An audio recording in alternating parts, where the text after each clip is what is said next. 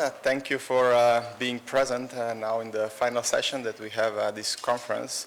I hope you all had inspirational days in the past 2-3 days, and also through the last session we hope to, and I'm sure we'll hear very good presentations. We have 3 speakers in the final session. We will start first with Jeff. Jeff Hardy is a Senior Research Fellow at Imperial College London. He's focusing mainly on energy market transformation, innovative energy business models, and the role of consumers and citizens in future energy systems. So please welcome Jeff. The floor is yours. Thank you very much. I was just saying at the coffee break, this is my 7th presentation this week. So if it blurs into one of several other presentations I've been given, it's just because I've gone into autopilot mode and I'm a bit bored of the sound of my own voice. Hopefully you won't be as we go through. So I work at Imperial College in the Grantham Institute. That is a climate change and environment institute. So we're obviously very interested in what net zero target that we have in the UK means. My research interests, as just described, but with prettier pictures, are up here. So I'm a recovering energy regulator. I used to work in Ofgem, the UK or the GB energy regulator. I've also worked in government. I've also worked in the Intergovernmental Panel on Climate Change briefly, and I've been in the industry, academia, and in lobbying. So I've done a bit of everything in energy. I'm now back as a part-time academic. I'm also a non-exec director of Renewable Energy Developer, and I do an awful lot of consultancy trying to help companies work through some of this future uncertainty that we have and the things that net zero targets produce. The big project I'm involved in my part-time academic life is something called the Energy Revolution Research Consortium. This is a big government investment in smart local energy systems. So it's about £130 million of money, taxpayers' money, and the same again from industry, to build smart local energy systems in places in the UK. And we have a unique opportunity as an academic consortium to work alongside them, to help them out, to learn from them, to emulate them, and to evaluate them. They haven't really built anything yet, so I'm not going to talk about this project today. I'm going to talk about some of the other stuff I'm doing. I thought I might start, because I've done it a few times, just to put a few things in context. It's always nice to be somewhere new, and I thought it's always helpful to kind of like think about kind of like common challenges between countries. So I've been doing a little comparison of New Zealand and the UK. UK is maybe a little bit more times bigger in terms of population. We use a little bit less energy per person. I suspect that's partly because, as I've been told frequently, the housing stock here is terrible.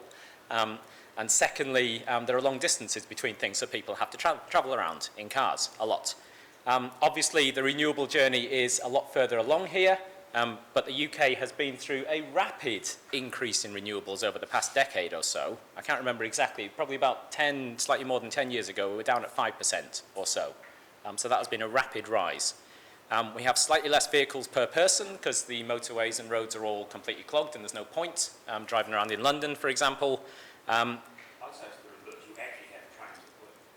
okay, fair play. I didn't want to put it like that. We have completely the opposite of home heating. So 86% of our homes are heated by gas because we're on gas networks. And that is incompatible with a net zero target, whereas 80% of homes here are heated by electricity. So if we fast forward to 2050, population goes up. I have no idea how much energy per person the consumption is going to be, because there's all sorts of things that are really important in that. Both countries are going to be, in New Zealand, it's expected to be up to 100% renewables. UK up to 80%, so from that 33% all the way up with an awful lot of offshore wind, but 60% of electricity generation is expected to be connected to distribution networks in that time as well. Vehicles per person, don't know, but the big transformation in both cases is there is a complete transformation to battery electric vehicles in scenarios, I hasten to add. And the UK is going to go away from gas towards quite a lot of electrification in home, quite a lot of heat networks, and quite a lot of other things. So let's look at that again in terms of common challenges. Both countries, high penetration of renewables. I think a lot of the additional capacity here is going to be wind and solar, ditto the UK. Transformation to battery electric vehicles of transport, electric heating, high penetration, and if you couple that with a variable output renewable electricity system, then really you want that heating to be following available supply where possible. Quality of the building stock is a challenge and needs to improve. Certainly that's a big focus in the UK. I think it will be a big focus here. And because we're talking about net zero targets, both countries have got greenhouse gas emissions in the agricultural sector, and the general gist with net zero targets is, of course, if you can't do it in one place, you have to go negative in another, and that's where you might start to bring in either direct air capture technologies or things like biomass with carbon capture and storage. But if you just think about that in broad sense, there are issues of pace. 30 years is a very short time for a net zero transformation. Governance, institutions, direction of travel, certainty, vision. Businesses, how is a competitive business making money in that world? And how does that change the role of citizens and consumers? So let me just do a very quick dive into the journey the UK has been on energy efficiency and heating. So, a couple of graphs. I'm not an economist, but I know we do like graphs like this in conferences like this. The UK has been on quite a journey recently. So, over the past couple of decades, domestic energy consumption has flattened and then slightly dropped off. So, product standards have driven up the efficiency of devices in homes. There has been an improvement in the efficiency of things like gas boilers towards combination boilers, so condensing boilers. There's been some improvements in building standards. Talking about the rebound that we just had, there's been a temperature take over that time of about +5 degrees per house, but overall consumption has dropped.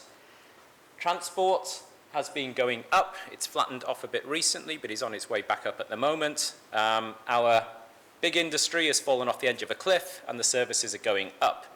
And we'll see what happens with Brexit as that continues.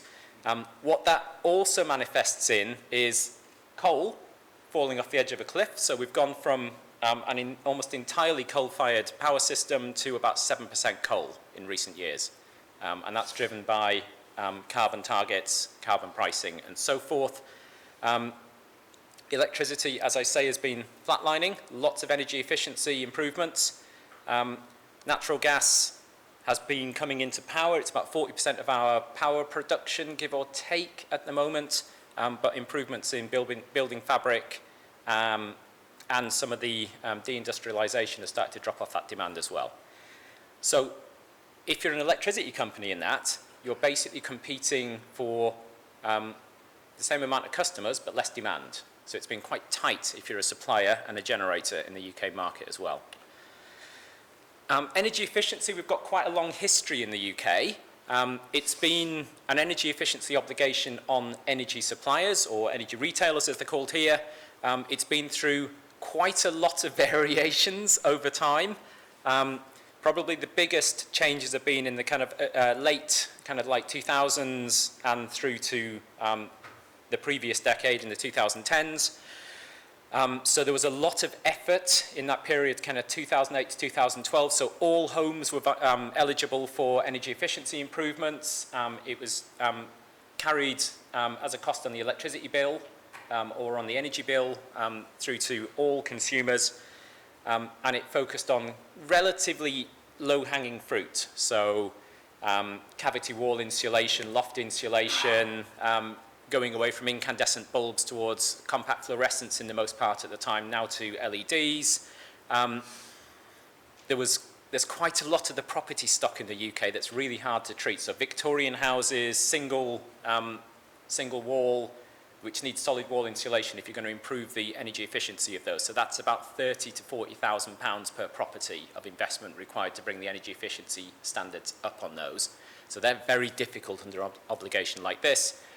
More recent focus to take some of that pressure off bills has been to focus down onto more fuel poor. So the definition of this used to be if you spend more than 10% of your disposable income on fuel costs, you're in fuel poverty, and then you tended to be able to get assistance through schemes like this in order to drive up the energy efficiency of your home and install new measures like boilers and so forth.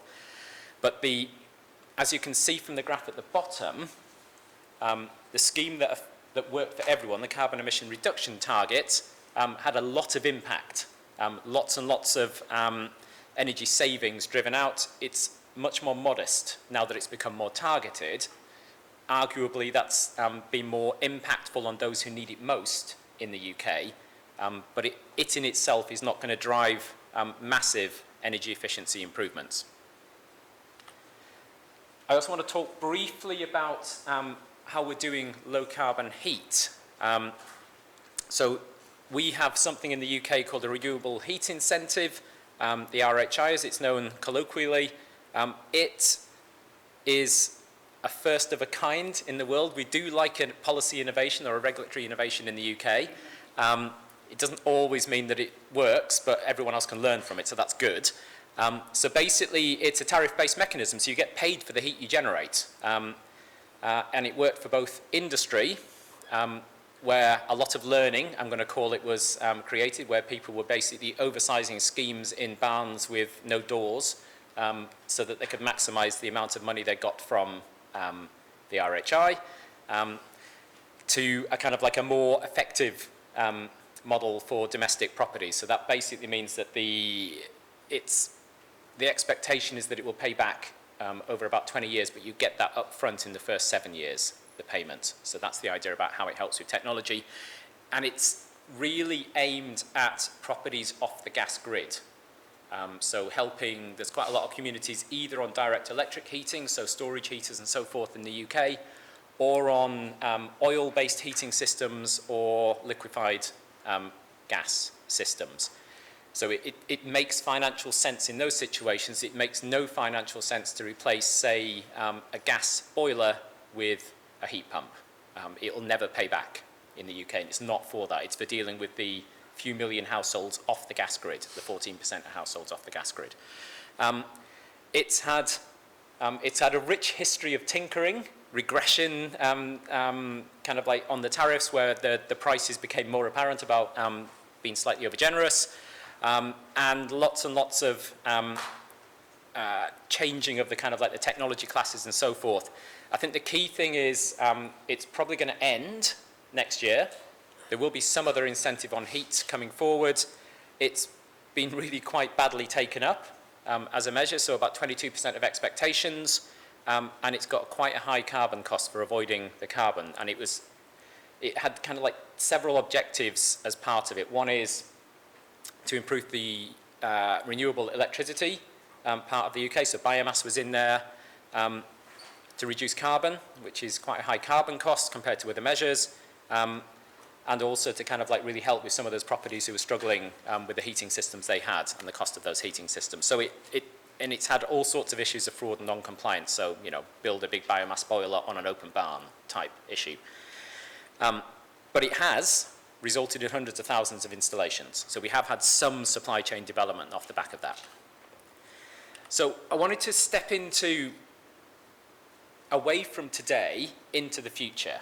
So I want to talk briefly about what the UK carbon target means. So we have a Climate Change Act. It puts a target on having 100% lower greenhouse gas emissions by 2050 compared to a 1990 baseline. It's at least 100% because we may need to go negative on emissions in order to hit that target if progress is slow in the years between now and then. One of the biggest bugbears, this is straight from the Committee on Climate Change who advised on this, is that over 10 years since the Climate Change Act was passed, there is still no serious plan for decarbonising heat, full stop, in the UK. We have a white paper coming out in weeks which could mean any time between now and September. And basically, that is supposed to put down firmly what the hell we're going to do with heat in the UK, because it is a perennial, it's about 1/3 of our emissions. So it's material. So we really do need a plan, a vision, a strategy on that. There is a huge link between energy efficiency and heat and other kind of domestic emissions and industrial emissions. There's a really good report, which I'm not going to go into in too much detail, from UK Energy Research Centre. Jan Rosano, if anyone knows him, was one of the key protagonists of this. And the simple message from that is, if we just put in place the cost-effective measures now, we could reduce energy usage in homes by 25%, and there's another 25% to go for in technical measures that will become economic if the technology develops as we expect. So the general gist is, there's about half of the bill at play in the UK over the next few decades, if we get it right, but there's 25% at play now. I put this up just purely because it's the advice of the Committee on Climate Change for a couple of reasons. One is the advice of the Committee on Climate Change, once you get to 100% target, no longer becomes you can do this or that. It becomes you have to do this and this and this and this simultaneously and faster than you did it before. And there is lots and lots of ambition in hydrogen, in buildings, in industry, which are all at heart energy efficiency or heat or other related matters. We have 30 years of action to do stuff in the UK. And that means, on the back of an envelope, I worked out that that means putting in place about 4 gigawatts of renewable electricity a year, 3.6 gigawatts of renewable electricity a year, 136 battery electric vehicles per hour for the next 30 years, and 68 electric heating installations per hour for the next 30 years. The numbers in green are what the current supply chain delivers.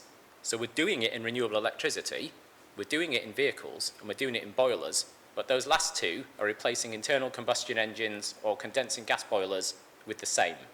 So that's the challenge in the UK. You've got to move those supply chains away from what they're doing at the moment. So I argue that this requires, because this is essentially an issue of consumers and citizens, that it's going to require business model innovation. So we're going to need to have time of use pricing in the UK for electricity, because it is going to make no sense for supply to follow demand in the future when most of that supply is variable. So we have to have price signals in the UK that allows demand to follow supply.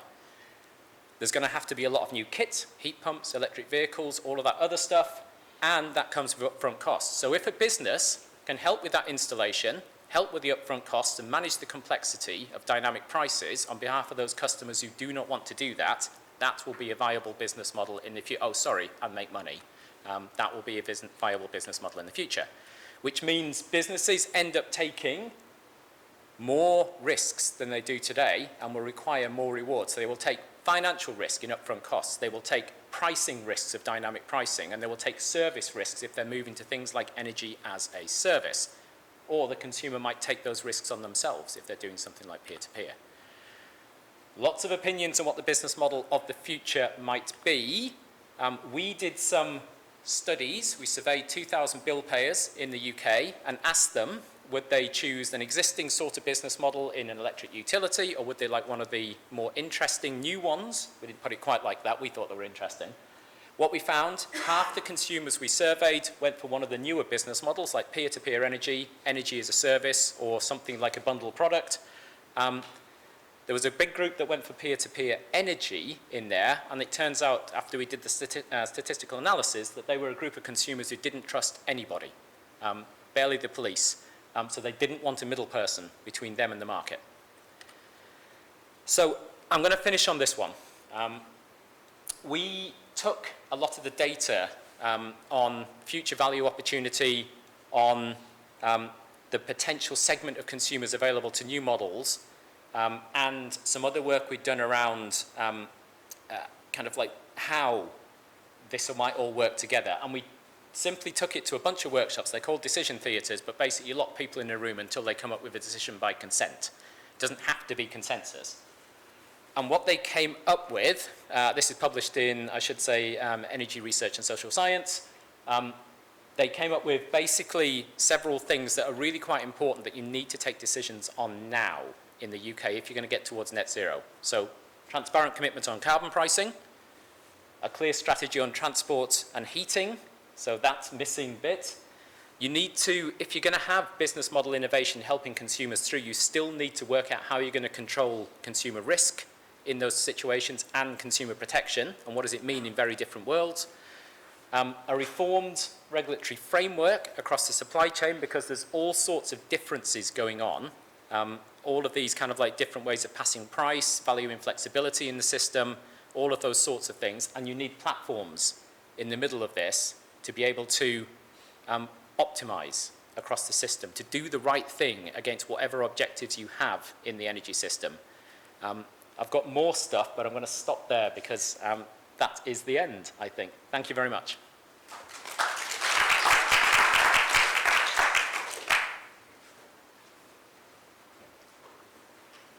Thank you very much, Jeff. We'll continue now with the second presenter, Janet Stephenson. She's Director of Center for Sustainability at University of Otago. And as a social scientist, she's interested in the role of individuals and organizations in the transition towards a sustainable future. So please welcome Janet.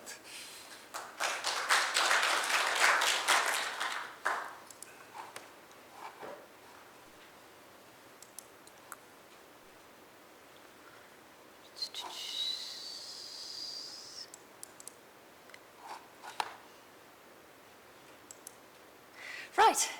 Kia ora everybody. I'm Janet Stephenson and I'm a social researcher who spends a lot of time working with people in other disciplines. So the kind of conversations that are happening around here amongst economists and engineers and others are not unfamiliar to me, and nor is the fact that I'm in an audience that is mostly men. This is a very common experience for those of us who are women working in this field. I'm taking a bit of an efficiency slant on work that I do and that the teams that I work with do. That's not all I do, but you'll get a sense of where I'm coming from. So when we talk about efficiency, a lot of the focus of policymakers and of researchers is essentially we're looking at reducing total consumption through the use and adoption of technologies such as insulation and efficient appliances. As a social scientist, I'm really interested also in what people do, not just the stuff that they adopt, but actually what they do in their daily lives. I'm also really interested through work I've been doing looking at the future of New Zealand's electricity grid with a big multidisciplinary team, is actually the role of efficiency in reducing peaks in electricity consumption. So time-sensitive efficiency is what I'm calling it for the purposes of this talk. So I'm going to very briefly talk initially about energy cultures and efficiency, and then I'm going to talk about demand peaks and efficiency. So I'm going to start with a little story. This is some work that was done looking at the US Navy. Now, for about 15 years, they had a very strong policy to try and adopt LED lighting across all of their naval ships. After 15 years of this policy, about 10% of the ships had shifted, 90% were still using traditional forms of lighting, even though for every reason under the sun, they should be adopting them. This study, which was done internally within the Navy, looked at all of these kind of questions. Is it all of these things that theories tell us might be driving this inability to pick up LEDs? They concluded that it was none of these things. What they concluded was, in fact, that it was the Navy's energy culture. Now, what they're doing here, and I'm going to talk about energy culture a little bit here, is energy culture is, they used a model that we actually developed here in New Zealand, and it's being picked up quite broadly internationally, but the concept of energy culture is saying, let's just not look at the question of the technologies, what we call the material culture, which is essentially what people have, but actually look at how those interact with their practices, what they do, and with their norms, basically how they think about things.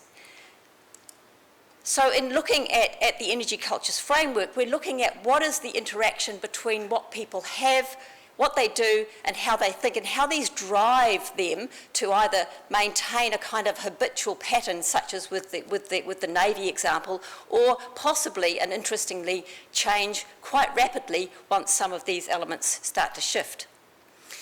So this is a bit of an actor-centred framework. So we look at the energy culture of individuals or of households or of businesses, of entire sectors. And the material culture includes things like the buildings, objects, software, appliances.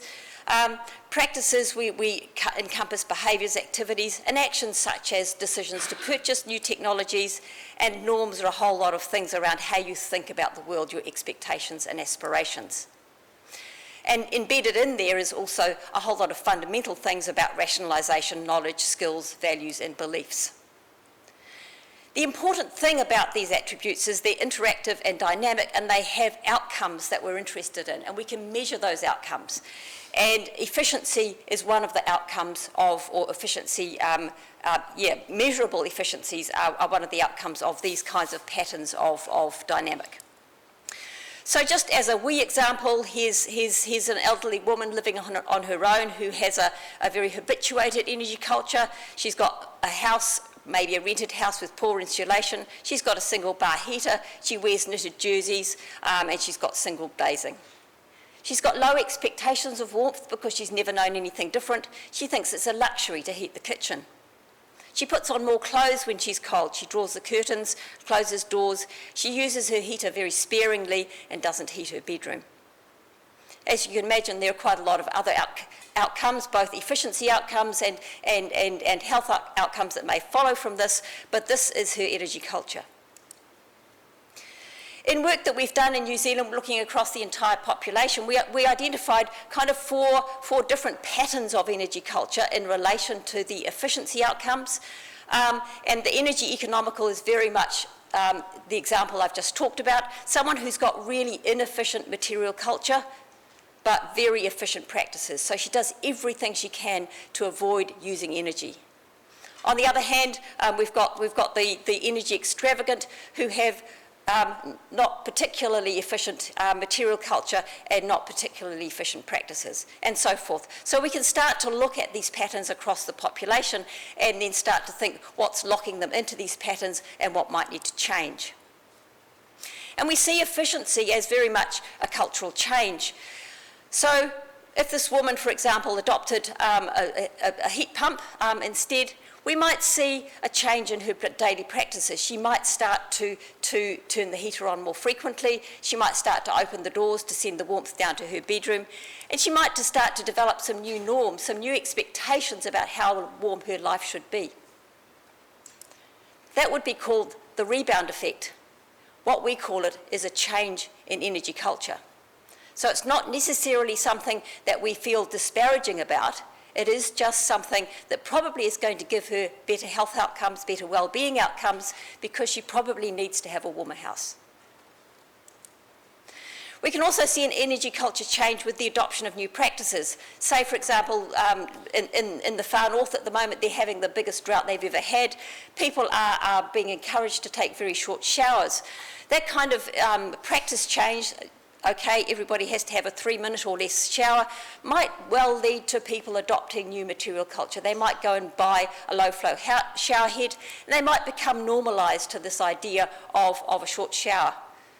On the other hand, their norms might play entirely against that supposition, and they may actually say, no, we refuse to adopt those kind of practices, we're not going to behave, we're misbehaving here. We've also seen within businesses where businesses adopt a completely new set of expectations about what they want their business to do, driving quite significant change in both their materiality and their practices, and developing completely new business models around that. And I'm sorry, I forgot the reference for this particular paper.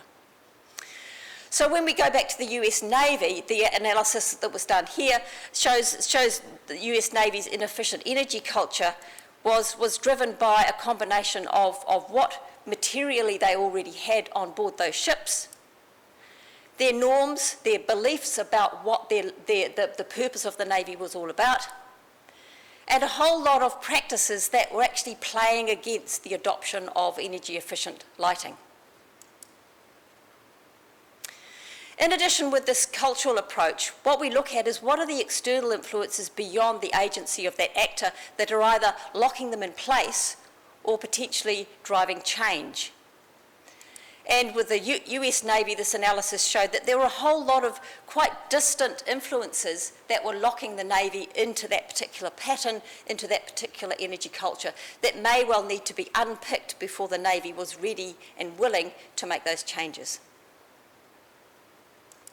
So that's a quick dash over the concept of energy culture as a way of thinking about energy efficiently in possibly a slightly different way. I'm going to leap now into demand peaks and the efficiency of the electricity grid. And this is particularly interesting at the moment. We're in an era where New Zealand is really committing, as we've already heard, to a net zero energy future by 2050, and as part of that, a significant electrification of transport and industrial heat, which will require about twice as much electricity supply as we currently have. You've probably heard this repeated many times over the last 3 days. My interest here is that the daily and annual electricity peak in New Zealand is driven by households. And those peaks require expensive infrastructure, both in terms of those daily peaks and also in the difference between the summer peak on the left-hand side and the winter peak on the right-hand side. So it's both those daily peaks in demand and also the annual difference between summer and winter, which is requiring us to invest in infrastructure, both lines infrastructure, but particularly generation infrastructure, that we might not use all that often, and is therefore a relatively inefficient use of investment. What we're seeing is some really interesting changes, though, at what we call the grid edge. So both increasing wind and solar, as we've already heard, will increase supply variability, but at the same time, changes at the grid edge could well increase these peaks. So solar power may well drive down the consumption in the middle of the day, but we may see air conditioning and electric vehicles driving it up at the end of the day, and heat pumps and electric vehicles driving it up, particularly in winter. So the low-carbon grid, we argue, will be shaped by these changes at the grid edge, and we've really got a couple of pathways that we can think of in the big picture to New Zealand's energy transition. Either these new technologies around the supply side and the demand side together will drive bigger and less predictable peaks in demand, which will require inefficient oversupply to meet those peaks, which will require a centralised system requiring a vast investment by New Zealand terms. Or alternatively, there might be a different pathway, and what might that be? So our interest is in the potential for some of these new grid edge technologies and practices, so a shift in energy culture by households and others, to shift those peaks both daily and in terms of the annual patterns. So things like battery storage, vehicle to grid and smart appliances, being able to shift, demand shifting, for example, with hot water and smart EV peak off charging, and things like passive houses or high levels of insulation and solar water heating, bringing down the peaks as well. We've done work also that looks at the opportunity for, this is just kind of a technical assessment of the potential for hot water systems, heat pumps and fridges to actually make a difference to the summer and winter profiles. And this is just a bit of a, this is not actually looking at what we could do, but technically what would be achievable. And so clearly there is a huge potential to use some of this, this demand shifting to reduce those daily peaks. We've also done a piece of work looking at the potential for efficient lighting to reduce winter peak demand. So this is now looking at those annual peaks. And using a piece of work that had looked at the adoption or potential adoption of efficient lighting across New Zealand over a period of 15 years as our sort of base case. We looked at what that would mean in terms of reduction in demand across the year, and we found that it could achieve a 9% reduction in winter peak. Now this is not turning all houses into LED only. This is a whole mixture of different level efficiency lighting, but it just shows the potential that investing in the demand side could well be more cost effective than investing in the supply side. There are lots of other ways that you'll be very familiar with in reducing daily and winter peaks. Part of that is using fuels other than electricity, high levels of insulation, and even going as far as passive houses, which essentially are not going to require very much input at all. All of these things are important in considering what can we adopt in order to try and reduce these peaks which are going to be driving our infrastructure load. So our argument is that we need to start thinking about efficiency as a time-sensitive concept, not just in terms of what are the total efficiency gains we can achieve, but the efficiency gains we can achieve at particular points in time that can drive the overall efficiency of the grid. So this wind and solar, together with new sources of demand, together with new business models, as we've already heard, business models are emerging in New Zealand that are really quite interesting, that offer quite innovative ways of harnessing what's occurring at the grid edge in very positive ways, reducing those peaks, offering much more flexibility, requiring less investment, and ending up with a much more decentralised system in New Zealand, requiring less supply infrastructure. What we don't know is what the relative cost of that is, and that's a piece of work we hope to do next. So in summary, I think what we're seeing here is an efficiency landscape that is growing from something that is just looking at reducing total consumption through technological adoption to this whole way of looking at the entire life through a cultural lens, or just looking at practices and technologies together, looking at the purchasing choices, looking at the things people do and how that's driven by their technologies, but also focusing on what can we do to reduce peaks in consumption through both technologies and through practices. So in both instances, how can a change in energy culture by households and businesses at the grid edge start to drive a much more effective low-carbon grid as a whole. And importantly, and this is something I've been mulling over in the last few days, and actually Paul Stern, who was speaking here just before morning tea, was sort of, I think, downplaying the role of energy efficiency in the low-carbon future. I'm thinking actually that we maybe need to stop thinking about energy efficiency and start talking about carbon efficiency.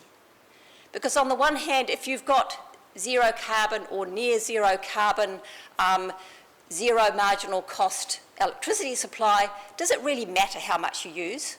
Up to a point, if you can afford it, and get the services you need.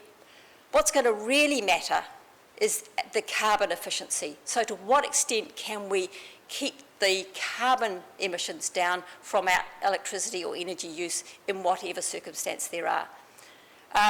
There may well be other people talking about carbon efficiency, but it's just something that occurred to me last night, and I thought I'll just pop that in and see if it rings a few bells here. So it'll be nice to hear a bit of a discussion around that after morning tea. Sorry, after this session.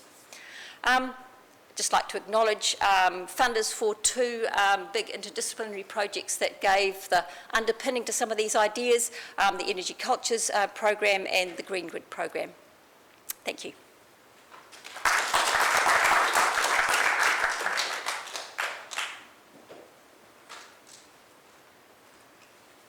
Thank you very much, Janet. We'll conclude now with the final presentation by Ron. Ron is an independent economist with extensive experience both in academia and also in practice, and will give us a talk on a bit of a different topic, but a very relevant one. Thank you.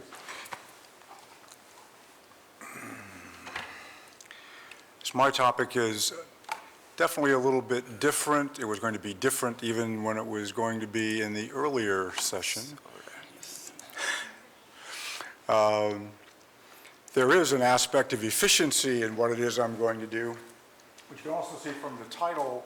This is something I've done very recently since the coronavirus issue has been very recent. It's some work that I've been doing at the King Abdullah Petroleum Studies and Research Center, CAPSARC, where I'm a visiting researcher. And the aspect of efficiency, I guess, is related to, in effect, the efficiency of the financial markets in assessing the value of a critical asset or a commodity. In this case, it's going to be crude oil I'm talking about. And what we might be able to discern from what we've observed in the marketplace to what the market might actually have been thinking. How it was sort of driven that they went, the price changes that we've actually observed. What I'm going to start off with is I'm going to give a quick coverage on how the world is very different now than it was in 2003 when SARS happened, because in the very first week, and I'm going to be looking at like the first 2-week window of when coronavirus was really coming into the news. The media kept telling us that everything that's happening in the oil market prices is a result of coronavirus, et cetera. And I want to use a model that was developed by our colleague Jim Smith, who was supposed to be here but wasn't able to make it, to assess that. But I want to first show that the world is very, very different, so we should actually expect very different outcomes now than what happened in 2003, although in the first week or so, the Saudi energy minister and a number of other people said, well, it's going to be like SARS, nothing actually really happened, so we shouldn't have to really worry about this at all. Well, the world's very different. We'll take a look at the actual market movements that happened that have been attributed to the coronavirus. I will step through some material about the role of the various market traders. And part of what I want to do there is actually try to explain some, I think, serious misunderstanding of the information that is often used by a number of participants, media participants, and even sometimes OPEC, IEA, and others about how they use some of this information. Quickly go through what the underlying model is about. It's effectively Jim's model, which I'll develop and talk about, well, he developed it, I'll talk about it more in a little bit, is what I refer to as an elasticity factor model.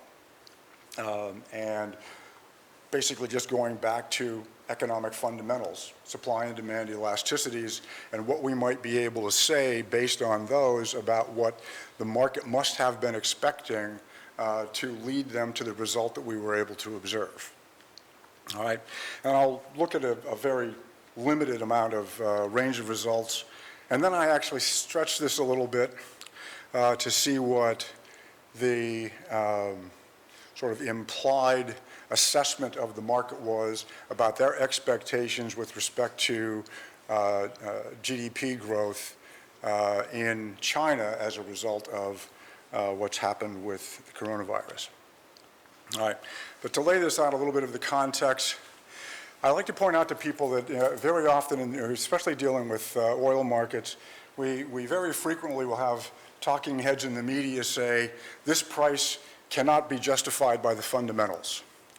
Well, usually when they're saying that, they're saying this price can't be justified with what we know about what happened last week, which is completely irrelevant to what the price is that we're observing, because the price that we're observing is what the market thinks is going to happen next week or next month. It's always based on expectations.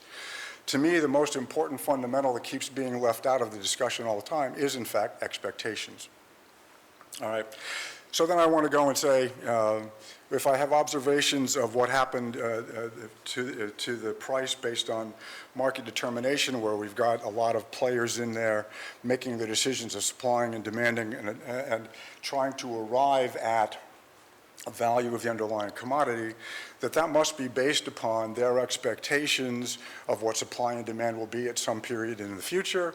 And then we might be able to take that a little bit further and say, well, what must they think the implications are for the underlying economic driver, the economic activity that is related to that commodity, in this case, oil. So the logic is that the observed changes in price reflect the expectations of changes in quantity, which further reflect expectations of changes in economic activity.